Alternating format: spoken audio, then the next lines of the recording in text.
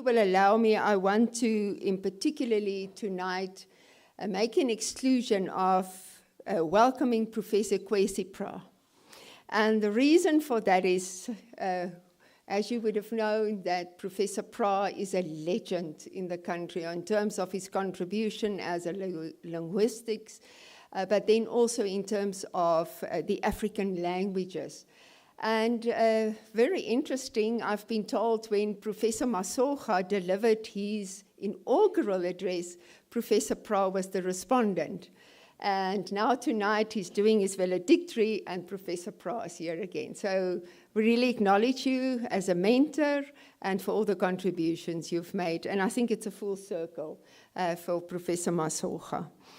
I also want to acknowledge those that are joining us online and that you will also feel the atmosphere of being welcome at the University of the Free State on this very special occasion. If I look at the audience, and I know that people who are joining online, it really brings together people that has walked alongside Professor Masoga and his career, but the different stages of his career and his life. In the absence of his family being here physically, but I know they're online, I want to acknowledge the role that they have played in supporting Professor Masoga. Anyone who takes up a leadership role at a university, being at a dean, into other management position, will know that you can't do it on your own. You really need the support of family, and his family has been a support. Also colleagues who have worked with Professor Masoga, both in the faculty and across the university, who has supported him. And then, of course, students whose lives that has been shaped by his teaching over many, many years. And I know other friends and that has been part of his cheerleaders throughout his career. The presence here tonight is a testament to the fact that we honor Professor Masoga's scholarship, we honor his leadership, we honor his service, both to the university, but also to the academic fraternity. And I know that what he has contributed here at the university will indeed leave a lasting impression as time progresses. You know, we often say that a university is not defined by the bricks and the mortars, but it's really defined by people. We can take away all infrastructure, everything, but at the heart of a university is people. And in particular, people whose ideas shape our identity, often challenge our thinking, and then also provide some insight of how we can deepen our understanding of the world around us. And it's particularly in this area that we have seen the contribution of Professor Masoga over many years. Often when you speak to vice-chancellors anywhere in the world, and you ask them, so who is your most difficult faculty? They will always say, humanities or social sciences. Because it is the critical minds, it's the thinkers, it's those that challenge. And it really opens and broadens horizons. And I want to honor Professor Masoga that has done exactly that throughout his career. So it's a privilege to honor him here tonight and to reflect. Later we will also continue to reflect, and Prof. Ansel will introduce Professor Masoga, and we will reflect more on his contribution here at the university. I always want to use this opportunity to congratulate Professor Masoga on the success for the future, but then in particular the fact that he is taking up the role as the Deputy Vice-Chancellor for Teaching and Learning at Central University of Technology. Of course, he's still very close by. He will remain involved in research here at the university, so we will continue to see each other. And I did say to him he will need a place to run away and have a coffee, and our offices are available. Professor Masoga has really contributed towards strengthening the faculty of the humanities and advancing, in particularly Africa-centered interdisciplinarity. And we see this in various centers that has been growing under his leadership. For example, the Center for Gender and Africa Studies. And I did see the Deputy Director, where is Professor, there's Professor Gray McGeyser, and thanks for joining all the way from our Kwakwa campus as well. We've also seen under Professor Masoga's leadership the growth of international partnerships for the faculty and specific disciplines in creating a space where these conversations of democracy and culture and social justice could continue. And if we look at the work that has been done, is also dovetailing with other disciplines in other faculties. And we really thank you for taking the lead in terms of what you are leaving behind serves as a basis to shape the future of the faculty. So when we look at his career, and you will hear more about it, it does exemplify the qualities of intellectual courage. It exemplifies thoughtful leadership, and it also exemplifies the willingness to engage broadly. So, Professor Masoga, I want to acknowledge the fact that when I made the suggestion of, I think it's always just the right way of greeting somebody through a valedictory lecture and to acknowledge their contribution. And when I suggested to him, can we move forward, and he immediately accepted, I believe that's exactly the example of a scholar. So over and above the fact that he was the dean, he remained a scholar, and we acknowledge you for that. So at this point, I hope you will really enjoy the lecture. Colleagues, I thank you for being here, everyone who has joined us. And at this point, I want to hand over to Professor Anthea Rhoda, our Deputy Vice-Chancellor Academic, to introduce Professor Masoga to us. Thank you.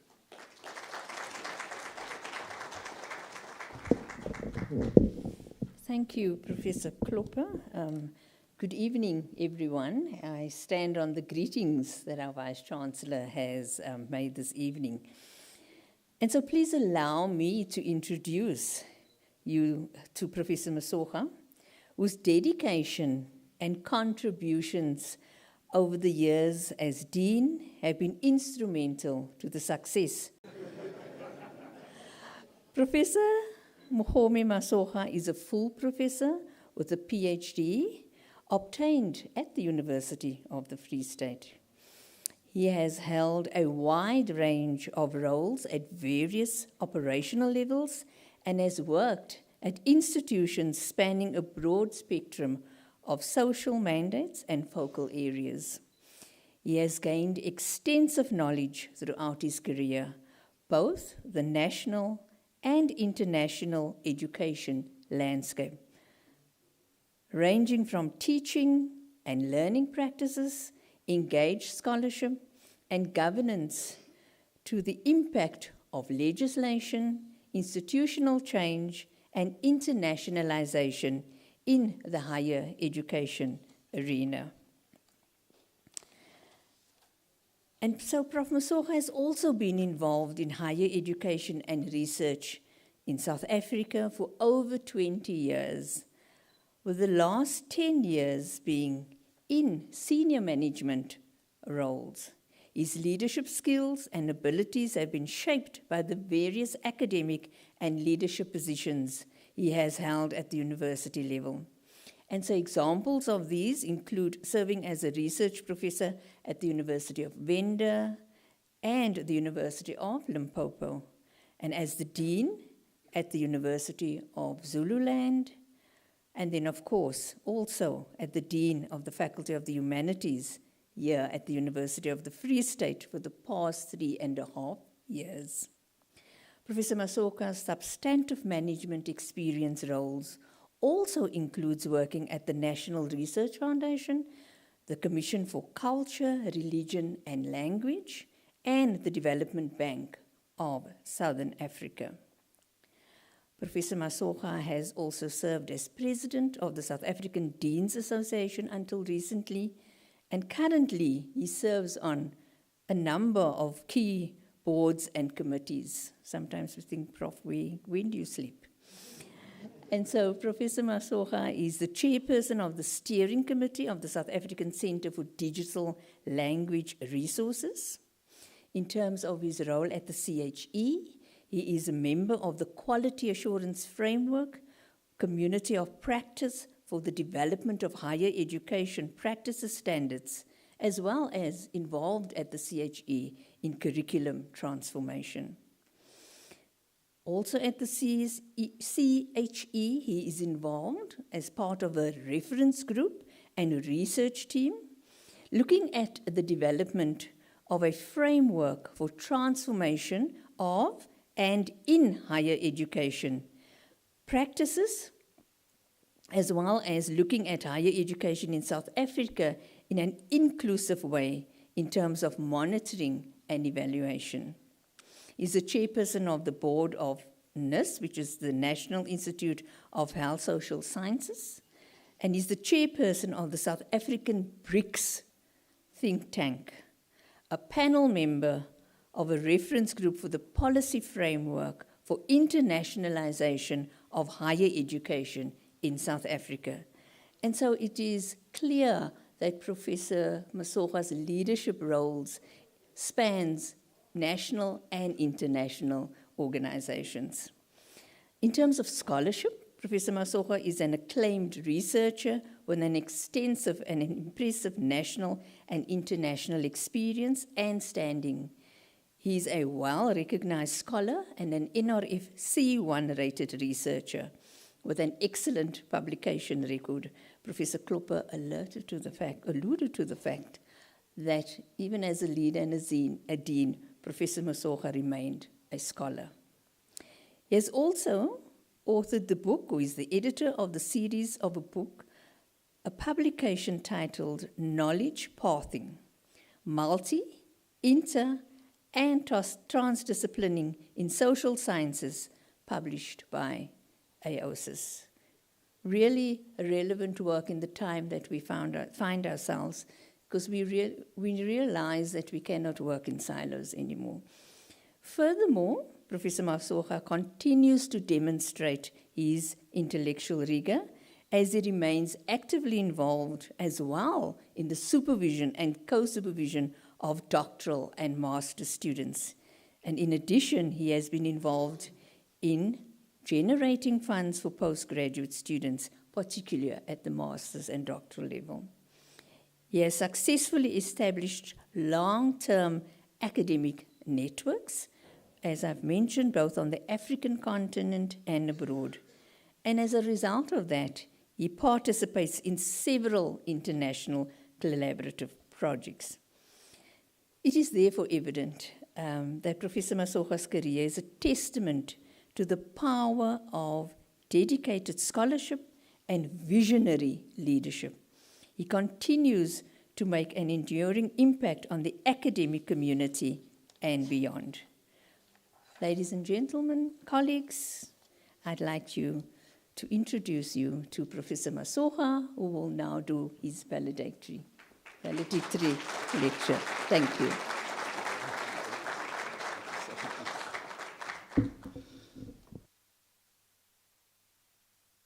Yes, good evening, colleagues, and thank you very much for the wonderful introductions from the Vice-Chancellor and Professor Roda. Colleagues, I'm not going to read the title of my lecture this evening. I think you know it, but interestingly, this actually comes from my professorial inaugural lecture, about 8 years ago. In 1988, it emerges as a symbolically significant moment for both my journey into the academy and the renaissance of our understanding of the continent. In the very same year, I traveled to the University of Natal, then Pietermaritzburg from Hammanskraal from a village called Widening in Pretoria. As a young, hopeful, and anxious 18-year-old, hoping to be accepted into a tertiary degree program. Unlike other students who arrived already with validation of their belonging through acceptance letters, I had not yet secured a place and was fully aware that my educational future would be at the discretion of the then dean, who would sift through cases one by one and decide if students in my category were worthy of being given acceptance into what programs. The journey from Hammanskraal to Pietermaritzburg was an ambivalent one. On the one hand, I knew that what lay ahead of me would be the cornerstone of my future. The prospects for further educational study and opportunity to contribute to what was already being whispered about in community corners as the new South Africa. On the other hand, I had the distinct feeling that as I traveled, I was going to a place where I did not belong. And the validation of my belonging, which hung in the balance, could only be achieved through the endorsement of someone outside myself. In this particular instance, the university administrator. As I approached the gauntlet of the registration table, with doubt in my mind and fear in my bones, I was directed towards the dean, who sat at the end of the table. After assessing me and my secondary results, the dean offered me conditional acceptance. I would be allowed to pursue a degree at the University of Natal on the condition that I enrolled for a 3L module, which was an abbreviation for Learning, Language, and Logic. These were additional classes offered after 5:30 in the afternoon, daily to students identified as needing further intervention to prepare them for university culture, demands, and thinking praxis. If you think about it, learning language and logic are the cornerstone of how one forms their worldview. It makes you think what type of worldview I was being trained for. In addition to the prerequisite of completing the 3L program, the dean also handed me an English Oxford dictionary. The message was very clear. Despite having been accepted to study at the university, the actions and conditions that precipitated my acceptance confirmed the anxiety that accompanied me on this journey. That I was unprepared. I was unprepared for the institution, and that I would have to fundamentally transform and reinvent who I was, culturally, linguistically, and epistemically, in order to fit and have a chance of prospering. In 1988 was also the year that the Congolese philosopher and author Valentin Modimbe published his seminal text, The Invention of Africa. In the book that has come to form the foundation of African critical thought from its publication to date, Modimbe argues that what we know and believe to be Africa and African is merely an amalgamation of colonial missionaries and explorers' ideas, generalizations, projections that become sedimented as part of our rationality and common sense through their adoption and perpetuation in the disciplines of predominantly the social sciences. Here I refer to the philosophers, ethnographers, and anthropologists. Therefore, friends, the idea of Africa is then further developed after missionary and colonial contact by black intellectuals and clergymen from the West Indies and other parts of the Americas who adopt and adapt this knowledge in a more positive and Pan-African outlook. Lastly, ironically, it would be people of continent themselves who in the 20th century began to question and grapple with the question as to why we refer to ourselves as Africans to begin with. Through his concept of African gnosis, which refers to the vast depth of knowledge that comes to form what we know to be Africa, Modimbe is concerned with the question of the production of knowledge systems. In particular, he wants to expose and describe in detail the network of systems and interlacing information which have contributed to the comprehension of a continent, its people, languages, cultures into single noun entity, Africa. At the core of Modimbe's work is this central concern. To what extent can we speak about an African knowledge, and in what sense?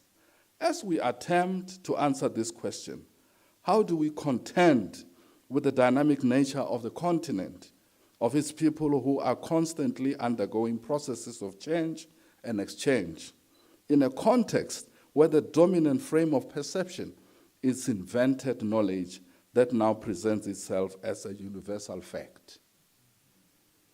As I was being enrolled again to my story into a curriculum that would make me cognitively, culturally, linguistically legible and acceptable to the university, Modimbe was on a mission to untheta Africa and Africans from these very prescriptions of seeking validation within knowledge ecosystems that are Western inventions.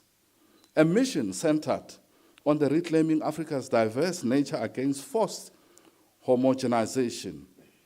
38 years later, as I delve this valedictory speech, we are forced to reckon with the fact that there remains a huge chasm between being an expectation for Black people with regards to the university.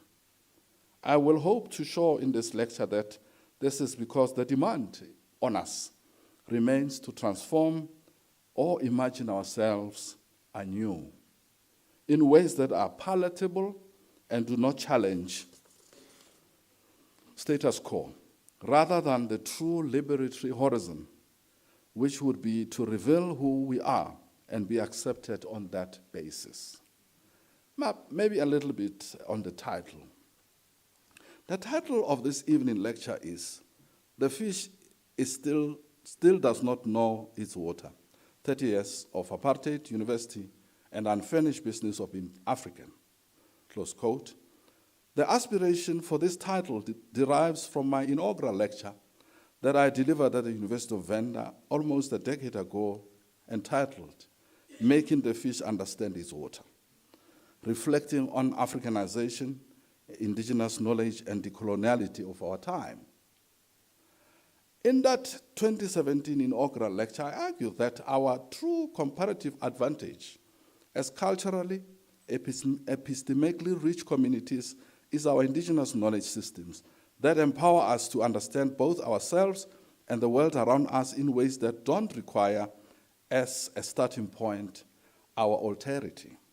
Against this background of that post-fallism period within students, fallism within students had expressed continued feelings of alienation from institutions of higher learning. My call to action to counteract the alienation was to be serious about understanding our own context. The fish must understand its water. It is no longer a question of contention that we have across the country, the continent, long-standing archives of knowledge that span the breadth of critical areas of education. What I then referred to as living libraries of oral traditions, African medicine, science, linguistic diversity and sophistication, sonic histories, Black intellectual traditions, literary genres, and the list goes on. Africans should never be considered empty vessels into which knowledge is dumped and refined. What in my inaugural lecture I characterize as merely end users of knowledge systems, making the fish understand its water, is inherently a radical claim of Black affirmation and self-authorization. It is a call, friends, not to create or reimagine value where none currently exists, but to alter one's consciousness and learning towards paying attention to the rich histories and knowledges that emerge from our backgrounds that can only enrich and improve the project of knowledge production towards social justice and emancipatory outcomes.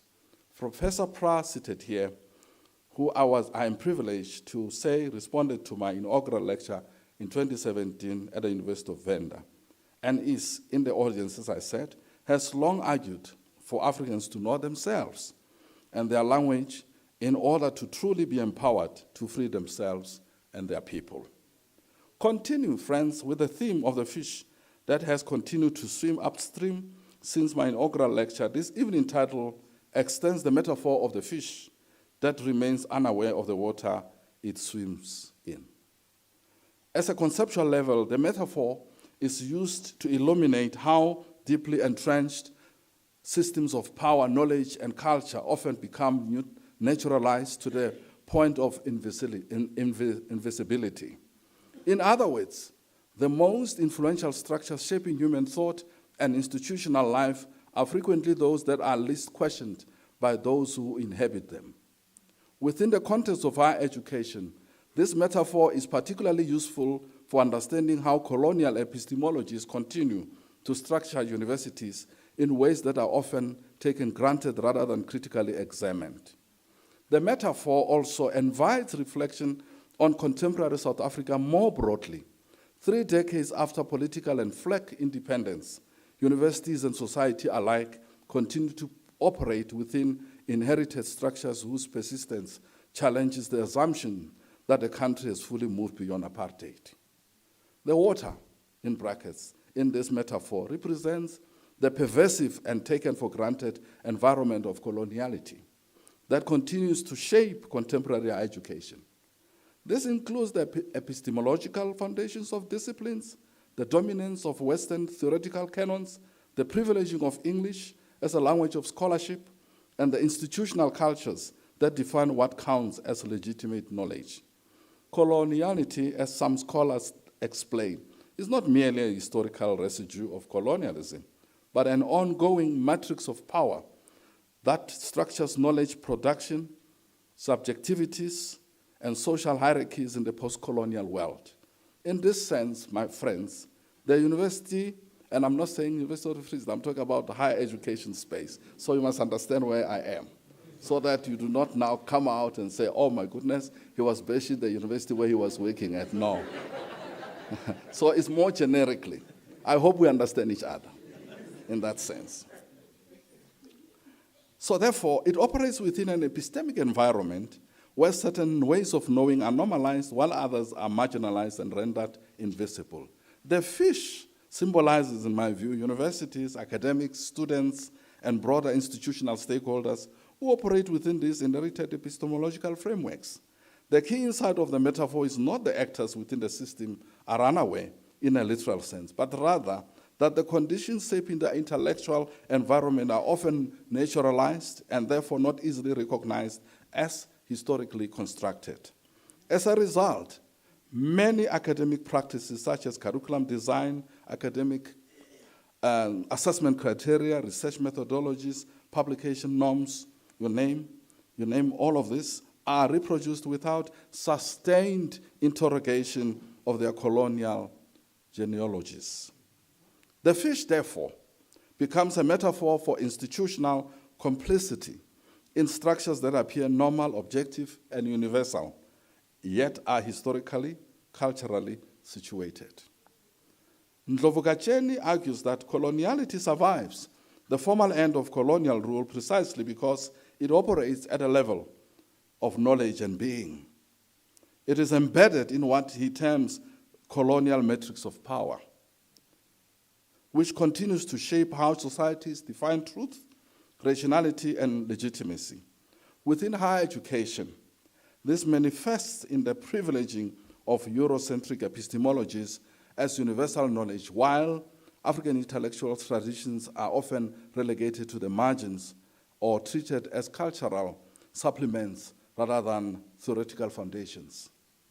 This condition, friends, creates what may be described as epistemic blindness, where institutions fail to perceive the historical and ideological foundations of their own knowledge systems. From this perspective, the metaphor suggests that although South African universities have undergone significant political and demographic transformation since 1994, they remain epistemologically submerged within colonial waters. The visible changes such as increased access, diversified student populations, restructured governance do not, in my view, necessarily correspond to deeper shifts in knowledge production and intellectual orientation. Likewise, while South Africa achieved political and flag independence, persistent structural inequalities, recurring service delivery protests, widespread unemployment, and deepening poverty indicate that many of the conditions produced by colonialism and apartheid continue to shape lived realities. These broader societal dynamics reinforce the argument that universities cannot be understood in isolation from the unfinished national project of transformation. Thus, transformation of the university cannot be reduced to institutional reform alone, but must involve critical engagement with the invisible epistemic structures that continue to shape academic life. The challenge, therefore, is twofold, in my opinion. First, it involves making visible the water itself. That is, recognizing the historical, philosophical foundations of dominant knowledge systems and how they continue to shape contemporary academic practice. Second, it requires imagining and constructing alternative epistemic possibilities rooted in African histories, languages, and intellectual traditions. This aligns with Mbembe's call for the creation of pluriversal university where multiple knowledges coexist and interact on equal terms, rather than with hierarchical structures inherited from colonial modernity. Ultimately, the metaphor of the fish and water underscores the central argument of this paper, that the most enduring legacy of colonialism in higher education is not merely institutional inequality, but epistemological invisibility. It also suggests that the continued invocation of a post-apartheid university risks masking the persistence of coloniality by assuming that political transition alone constituted substantive transformation. Transformation, therefore, must extend beyond structural reform to include a sustained process of epistemic reflection, critique, and reconstruction. Only when universities begin to recognize the water in which they swim, they can meaningfully begin to reimagine themselves as spaces of epistemic diversity, cultural affirmation, and African intellectual definition, self-definition. Now, a little bit about historical foundations of the South African university, generically. The historical development of South African universities cannot be separated from the broader colonial and apartheid projects that shaped the country's political, social, and intellectual space. Higher education institutions emerged within a colonial framework designed to advance European interests and values while marginalizing African knowledge systems and cultural traditions. Early institutions such as South African College, later called the University of Cape Town, the Victoria College, later called Stellenbosch University, were primarily there to serve the educational needs of settler communities and were modeled on British and European universities. Consequently, the curriculum, language instruction, and intellectual orientation of these institutions reflected European epistemologies rather than African realities, laying foundations of the water of coloniality in which universities continue to operate. With the formal establishment of the apartheid in 1948, higher education became an important instrument for enforcing racial segregation and inequality. The apartheid government introduced policies that restricted educational opportunities for black South Africans and created separate institutions based on racial and ethnic classifications. The Extension of University Education Act of 1959 prohibited black students from attending historically white universities without special permission and established ethnically these designated universities for Africans, Coloureds, Indians, you name. These institutions were generally under-resourced and designed to support the apartheid state's ideology of separate development. As Callaway argues, education during this period functioned as a mechanism of social control, producing knowledge that legitimized racial hierarchies and white domination. Knowledge production, friends, under apartheid was therefore deeply racialized. Research agendas, curricula, academic discourses often reflected the interest of the ruling minority while excluding African perspectives and indigenous knowledge systems. According to Hamilton, universities became sites where colonial and apartheid narratives were reproduced and normalized, contributing to the marginalization of African histories and intellectual traditions. Although some institutions resisted apartheid policies and became centers of political activism, the overall structure of higher education remained embedded within the systems of racial and epistemological inequality. The democratic government that assumed power in 1994 inherited a fragmented higher education system characterized by profound disparities in funding, infrastructure, staffing, academic prestige. Historically, white universities possessed substantial resources and international recognition, while historically black institutions struggled with inadequate facilities and limited research capacity. Beyond material inequalities, the new government also inherited universities whose curricula, institutional cultures, and knowledge systems remained largely shaped by colonial and apartheid legacies. Although South Africa achieved political flag of independence in 1994, these deeply embedded institutional epistemological structures could not be dismantled through constitutional and policy reforms alone. Since 1994, significant efforts have been made, friends, and I admit, to transform higher education through policy reforms, institutional measures, and expanded access. These changes represent important discontinuities with the apartheid era, particularly regarding student enrollment patterns, government structures, and legal frameworks. Nevertheless, important continuities remain. Scholars such as Cooper and Leibowitz argue that many universities continue to privilege Western epistemological traditions, English language dominance, and the institutional cultures that often alienate African identities and experiences. This continuity mirrors broader national debates about whether South Africa has moved beyond apartheid in any substantive sense, given persistent structural inequalities, widespread poverty, unemployment, recurring service delivery protests that have exposed the limitations of democratic transformation. Thus, while apartheid's legal structures have been dismantled, many of its intellectual, cultural, and structural legacies persist. The history of South African higher education, therefore, reveals a complex mixture of change and continuity, underscoring the argument that the transformation of the university remains an unfinished project, like the fish that remains unaware of the water in which it swims. Universities continue to inhabit epistemological environments whose colonial origins have become normalized, making the task of genuine Africanization both urgent and incomplete.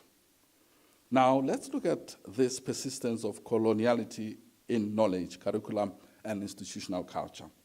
Despite considerable progress in transforming access, governance, and representation within South African higher education, many scholars argue that coloniality continues to shape the intellectual and cultural foundations of our universities. Coloniality refers to the enduring pattern of power, knowledge, and social relations that outlive formal colonial rule and continue to influence institutions and ways of thinking. In the university context, this persistence is evident in curricula, language policies, institutional cultures and assumptions that determine what counts as legitimate. 3 decades after political and flag independence, the endurance of these structures suggests that political liberations did not automatically translate into epistemic liberation, raising important questions about the continued use of the term post-apartheid to describe South African higher education. One of the most significant manifestations of coloniality is the continued dominance of Eurocentric curricula and disciplinary traditions. For decades, academic programs in the humanities, social sciences, and even the natural sciences have been grounded largely in European intellectual histories and theoretical frameworks. While these traditions have made important contributions to global scholarship, they often occupy a privileged position at the expense of African perspectives and experiences. As Hicks observes, many students complete their university education with extensive knowledge of European thinkers, but limited engagement with African philosophical traditions. This imbalance reinforces the perception that valid knowledge originates primarily from the global north. Language remains another powerful side of colonial continuity. Although South Africa recognizes 11 official languages, English has become the dominant language of teaching, learning, and research and academic publication. While English facilitates international communication and scholarly engagement, its dominance often marginalizes African languages and limits their development as languages of intellectual discourse. Pra argues that language is inseparable from culture and identity. Consequently, the exclusion of African languages from higher education contributes to the exclusion of African ways of knowing. Students who think, communicate, and interpret reality through indigenous languages frequently encounter educational environments that privilege linguistic traditions inherited from colonialism. The marginalization of African philosophies and indigenous knowledge systems further illustrates the persistence of coloniality. For many years, indigenous knowledge was regarded as an informal, unscientific, or inferior to Western forms of knowledge. Such assumptions reflected a colonial attitude that dismissed African intellectual traditions as lacking theoretical sophistication. However, friends, scholars have increasingly demonstrated that indigenous knowledge systems contain valuable insights regarding ethics, environmental management, governance, spirituality, health, and social organization. The continued exclusion or token inclusion of these knowledge systems within university curricula represents a form of epistemic injustice that undermines the intellectual diversity, the African self-definition. Therefore, coloniality is embedded within institutional cultures and symbolic representations of power. University buildings, statutes, portraits, naming practices, ceremonial traditions, and institutional narratives often reflect colonial histories and values. Even where visible symbols have been removed or renamed, deeper cultural norms may continue to privilege particular identities and experiences while marginalizing others. The Rhodes Must Fall movement demonstrated that transformation involves more than changing physical symbols. It also requires confronting the cultural assumptions and power relations that those symbols represent. Perhaps the most enduring aspect of coloniality is its invisibility. Like the fish that does not recognize the water in which it swims, universities often operate within inherited colonial frameworks that have become normalized. These assumptions influence what is taught, how research is conducted, which voices are considered authoritative, and what forms of knowledge is valued. Because such practices are frequently regarded as standard or universal, their historical, ideological origins may remain unnoticed. The same tension is evident within the broader South African society, where persistent poverty, unemployment, inequality, and the recurring, as I mentioned earlier on, continue to fuel debates about the depth of democratic transformation and the extent to which colonial and apartheid structures have been fundamentally dismantled. Consequently, The challenge facing universities is not only to identify these hidden structures, but also to create alternative intellectual spaces where African knowledge, languages, cultures, experiences can contribute meaningfully to the production of knowledge. The persistence of coloniality therefore highlights the unfinished nature of transformation and the continuing quest for an authentically African university. Student activism cannot be left untouched. The student protests that erupted across South African universities between 2015 and 2016 marked a turning point in debates concerning higher education transformation. While student activism has a long history in South Africa, the emergence of Rhodes Must Fall and Fees Must Fall movements brought renewed attention to unresolved questions of identity, access, representation, and knowledge production within the post-apartheid university. These movements challenged the assumption that democratic reforms that adequately transform higher education and exposed deep-seated frustrations regarding the persistence of colonial and apartheid legacies, even 3 decades after political and flag independence. The Rhodes Must Fall movement originated, as you know, at the University of Cape Town in March 2015, when students demanded the removal of a statue of Cecil John Rhodes from the university campus. Although the campaign focused initially on physical symbol of colonialism, it quickly evolved into a broader critique of institutional culture, curriculum content, and racial exclusion. Students argued that the statue represented the continued celebration of colonial power within the institutions that claimed to be transformed and democratic. Other scholars note that this movement stimulated national conversations about decolonization, belonging, and the role of African knowledge in higher education. Closely linked, the Rhodes Must Fall was the emergence of the Fees Must Fall later in 2015. Triggered by the proposed tuition fee increases, the movement rapidly expanded into a nationwide campaign about financial exclusion, structural inequalities within higher education. Students argued that rising costs prevented many economically disadvantaged South Africans from accessing university education, thereby reproducing inequalities inherited from apartheid.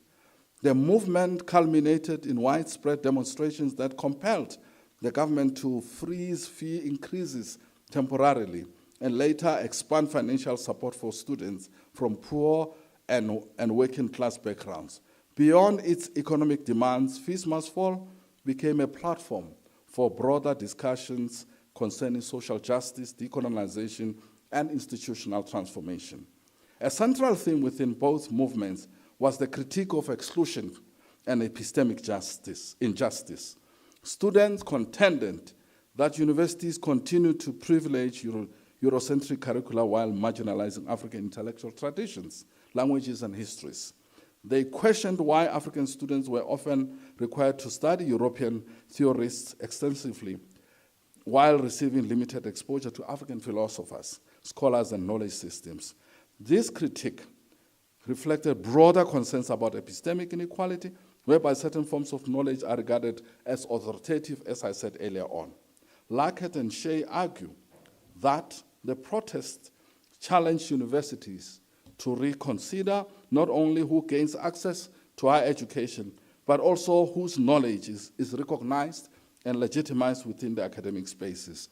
These movements revealed important limits of post-apartheid reform. Although universities had achieved notable progress in demographic transformation, governance restructuring, expansion, students demonstrated that deeper cultural and epistemological issues remained unresolved. Johnson observes that many institutions had transformed their racial composition without fundamentally transforming their intellectual foundations. Consequently, friends, students experienced universities as spaces where colonial assumptions, linguistic hierarchies, and cultural exclusions continue to shape everyday life. The protest, therefore, highlighted the gap between formal transformation and substantive transformation. Universities and the government responded in various ways. Several institutions initiated curriculum review processes, reconsidered institutional symbols. Some actually established transformation task teams aimed at addressing student concerns. The government increased funding for higher education and introduced measures to expand financial assistance through the National Student Financial Aid Scheme. However, critics argue that many responses focused on immediate crisis rather than addressing the deeper structural issues raised by the movements. Consequently, debates concerning decolonization, Africanization, epistemic justice continue to shape education discourse in South Africa. And in my view, the significance of roads must fall and fees must fall lies not merely in their immediate achievements, but in their exposure of the unfinished nature of university transformation. They revealed that the post-apartheid university remains a contested space where questions of knowledge, identity, culture, language, power continue to demand critical engagement. In this sense, student activism served as a powerful reminder to all of us friends, like the fish in the metaphor that structures this study. Universities often operate with epistemic waters that remain largely invisible, even as they shape every dimension of academic life. This is my position. The project of creating an authentically African university, therefore, remains incomplete.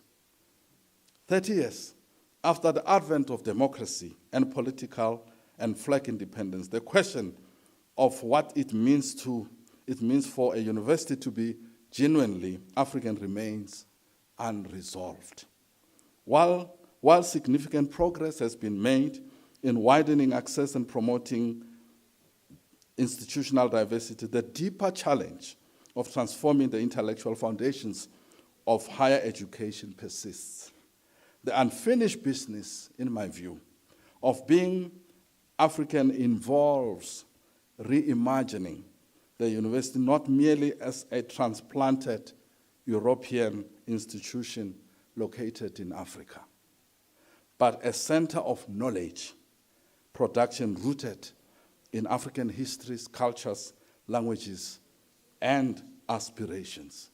And in my view, this requires moving beyond symbolic transformation towards a fundamental rethinking of purposes, content, and practices of higher education.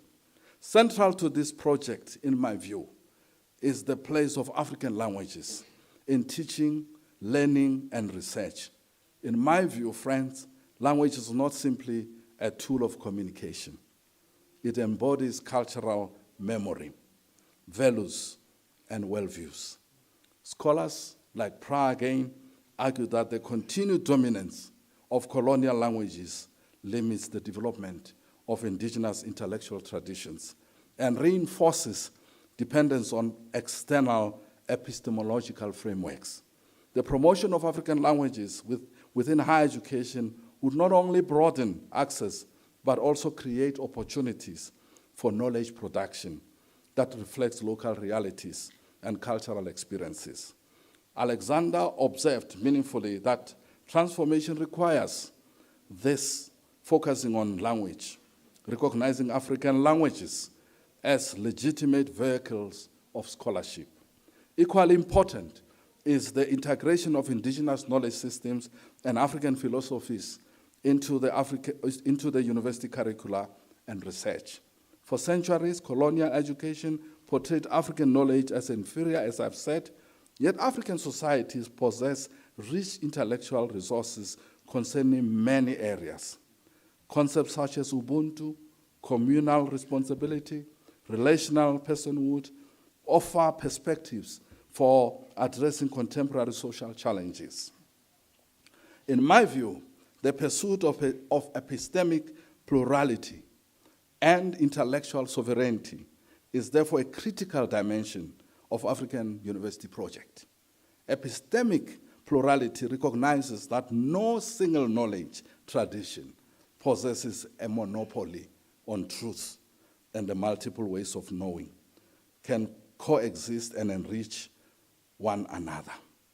Intellectual sovereignty, meanwhile, refers to the capacity of African scholars, institutions to define research, theoretical frames, educational priorities according to the African needs and context, rather than remaining consumers of externally generated theories.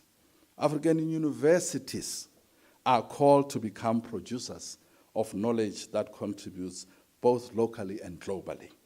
At the same time, friends, affirming African identity does not require isolation from global scholarship.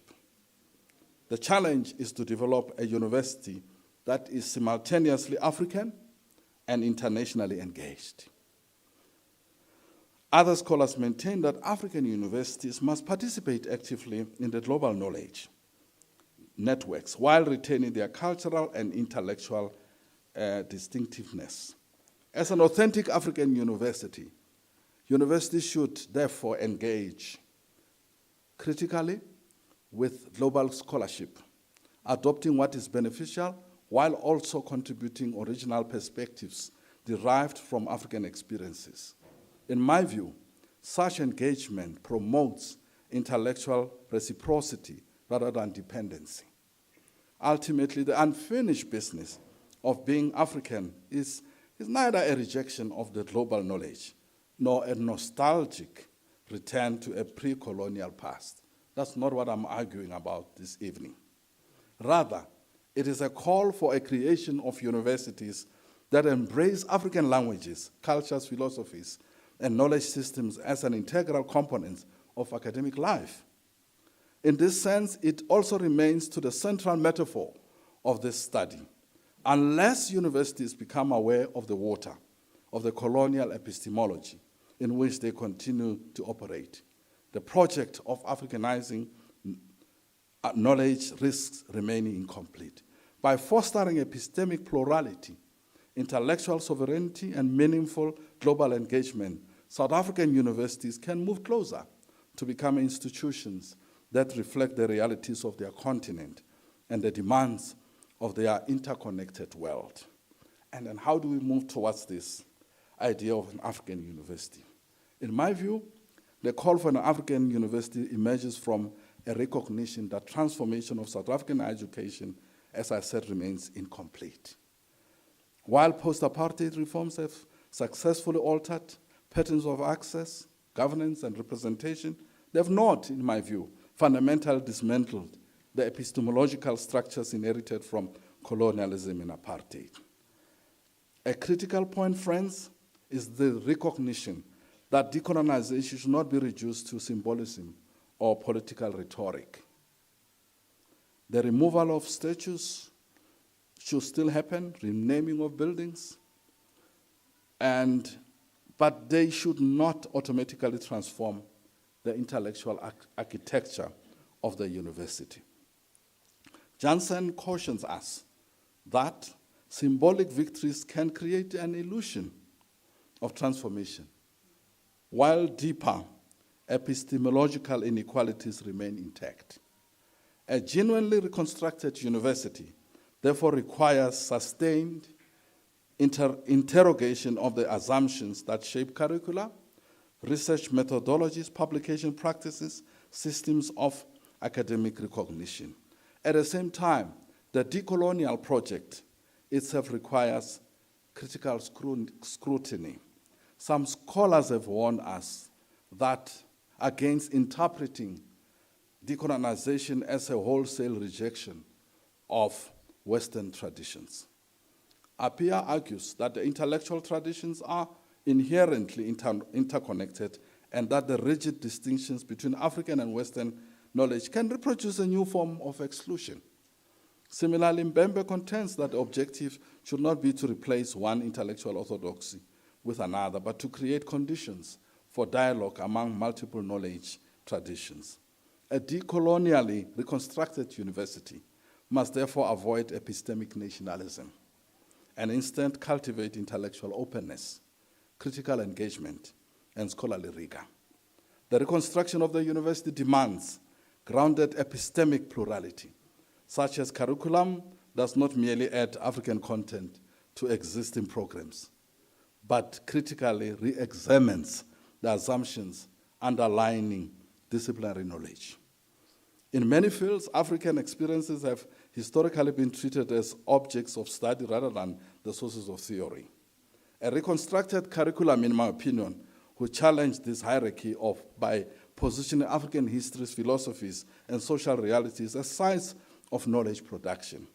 This shift moves beyond inclusion towards genuine epistemological transformation. Language policy continues another critical area of reconstruction. The continued dominance of English raises important questions concerning accessibility. I'm happy that our university here, we have actually crossed that river. We are not having issues with the language policy. At the University of the Free State, we have an inclusive policy there. English, as I'm saying, should not only remain indispensable for global scholarly exchange, exclusive reliance on its risks perpetuating epistemic dependency. The challenge is not to replace English, friends, but to build multilingual universities where African languages function as legitimate vehicles of teaching, research, and scholarly debate. African university must also reconsider its relationship with indigenous knowledge systems. Historically, universities position themselves as custodians of scientific knowledge while relegating indigenous knowledge to the margins. This needs to be addressed, in my opinion. Furthermore, institutional culture remains one of the most difficult dimensions of transformation. Universities often retain subtle forms of exclusion embedded in everyday practices, social forms, and organizational values. As Ahmed observes, institutions frequently celebrate diversity while resisting changes that challenge entrenched structures of privilege. Decolonial reconstruction, therefore, requires confronting invisible forms of power that shape belonging, participation, recognition, including those tied to race, language, class, gender, and cultural representation.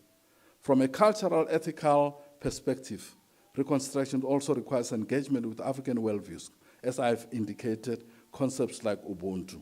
Ultimately, the future of the South African university depends on its ability to navigate the tension between African self-definition and global engagement.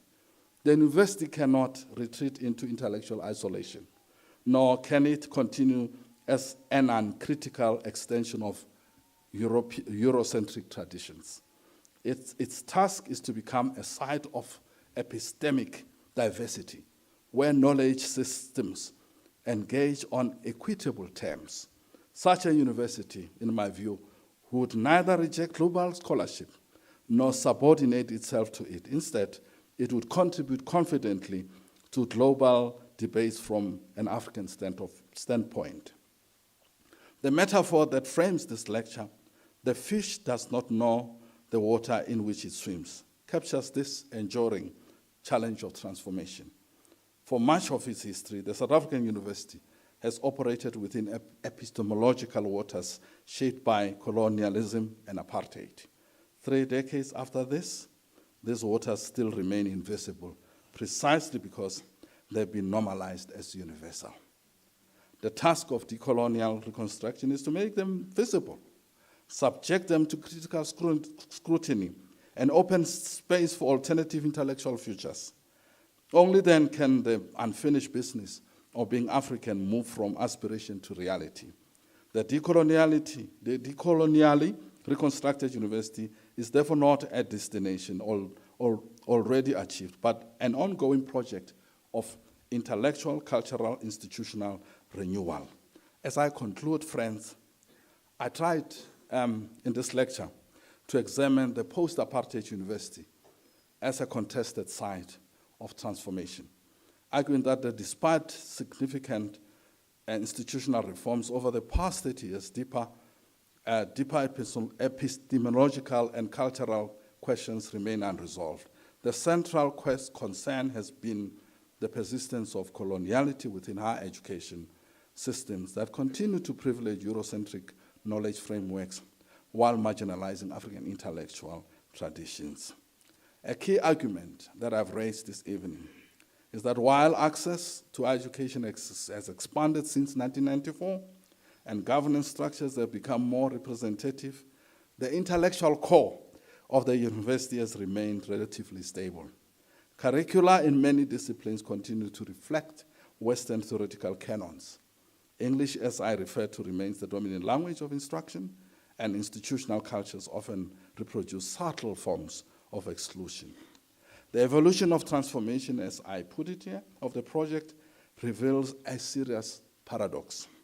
On the one hand, the democratic state has achieved measurable progress in dismantling formal barriers of entry, reshaping the demographic profile of our education. On the other hand, the deeper question of knowledge production becomes a challenge. What is taught, how it is taught, whose knowledge is legitimized, remain largely unsettled. In this light, friends, several recommendations emerge for a meaningful epistemic transformation. First, curriculum reform must move beyond additive approaches that simply include African content within existing Western frameworks. Instead, disciplines should be critically reconstructed to recognize African experiences as sources of knowledge and theory production in their own right. Second, language policy in higher education should be progressively reoriented towards genuine multilingualism, enabling African languages to function as legitimate media of teaching, learning, and research. Third, universities must actively support the integration of indigenous knowledge systems through research funding, institutional recognition, and community engagement initiatives. Fourth, academic publishing and promotion systems should be reevaluated to reduce dependency on Euro-American gatekeeping structures and promote epistemic diversity. Furthermore, institutional transformation must include sustained attention to culture and power. Universities should critically examine their symbolic environments, pedagogical practices, and institutional norms that ensure that they foster inclusion rather than alienation. This requires confronting subtle forms of epistemic injustice that continue to shape whose voices are heard and whose knowledge is valued. Transformation, in my view, in this sense, is not a finite project, but an ongoing ethical and intellectual responsibility. The vision that emerges from this lecture is that of a socially just, culturally grounded, globally engaged African university.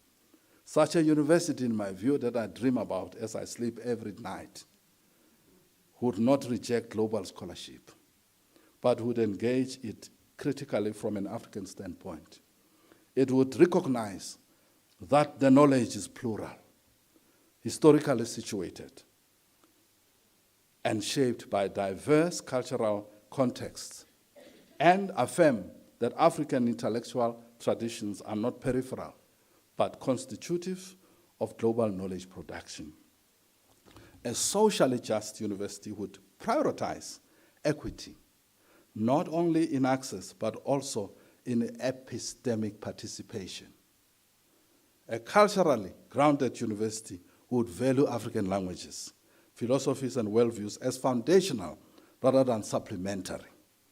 A globally engaged university would participate in international knowledge networks while maintaining intellectual autonomy and critical independence. These dimensions, in my view, friends, are not mutually exclusive, but mutually reinforcing. Ultimately, the metaphor of the fish and water underscores this enduring challenge of transformation across the South African higher education landscape. If coloniality represents the water within which universities continue to operate, then decolonial reconstruction requires making the water visible, interrogating its assumptions, imagining alternative epistemic environments. 30 years after political and flag independence, the persistence of epistemic coloniality suggests that the promise of transformation remains incomplete and that the notion of fully post-apartheid university must be treated with critical caution. the unfinished business of being African university therefore remains a call to all of us to reimagine the university not only as an institution of learning, but as a space of epistemic justice, cultural affirmation, and intellectual freedom. And I thank you.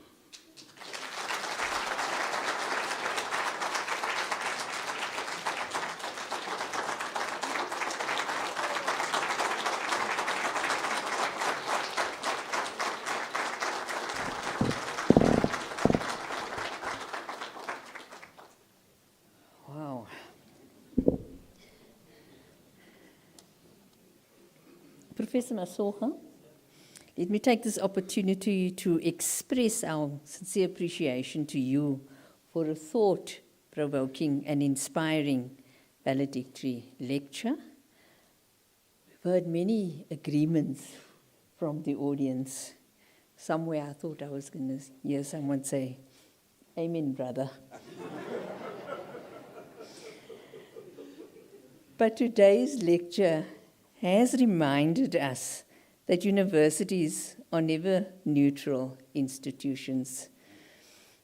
Professor Masoga has reflected on our history, and so recognizing this history is essential if we are to appreciate both what progress has been made, but more what work still needs to be done. And so as we have heard today, the reimagining of universities is an ongoing journey. Higher education institutions must not merely be institutions that transmit knowledge, but also spaces that actively promote justice, affirm the richness of our diverse cultures, and safeguard intellectual freedom. This vision challenges us to create environments where multiple ways of knowing are recognized and valued, and where every student and scholar sees themselves reflected in the curriculum, and where critical inquiry flourishes without fear or exclusion. It is a timely reminder that the true measure of a university, and Prof. Masoga has referred to the African university, lies not only in the knowledge it produces, but also in its ability to foster dignity, belonging, innovation, and hope for all who enters its doors.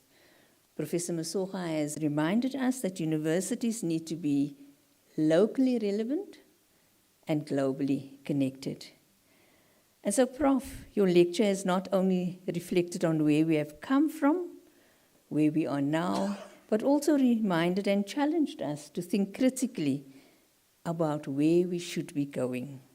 Your scholarship, leadership, and unwavering commitment to higher education have enriched our institutions and inspired many of our colleagues, our scholars, and that is what your lecture has done this evening as well.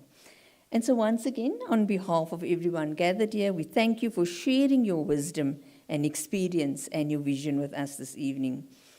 We are grateful for the many years of your dedicated service and for the legacy that you leave behind and continue to engage with.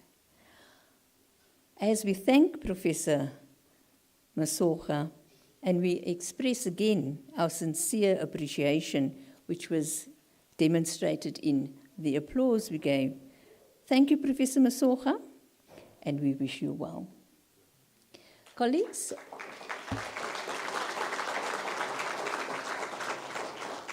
thank you for all of you joining us this evening, and we do have some refreshments as you reflect on the words of wisdom shared with us this evening.